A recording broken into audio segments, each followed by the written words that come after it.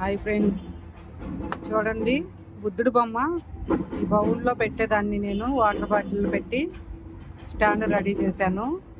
అది ఇరిగిపోయింది ఈ బౌలు పైన అంచు. చూడండి, దానికి రిపేర్ చేస్తున్నా నేను. తెల్ల సిమెంట్, వైట్ సిమెంట్ అంటారు కదా, అది పెట్టాను. కొంచెం ఇలా పెట్టేస్తున్నా. ఇది కొంచెం ఆరిపోయిన తర్వాత మళ్ళీ పైన కొంచెం చేస్తాను బొమ్మ పెట్టుకోవడానికి.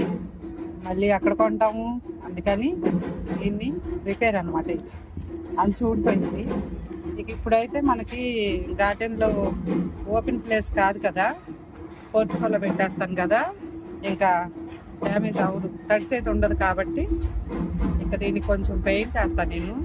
బాగుంది కదా, మళ్ళీ కొనకుండా బౌలు చక్కగా చేస్తున్నా. బాగుంది కదా ఐడియా?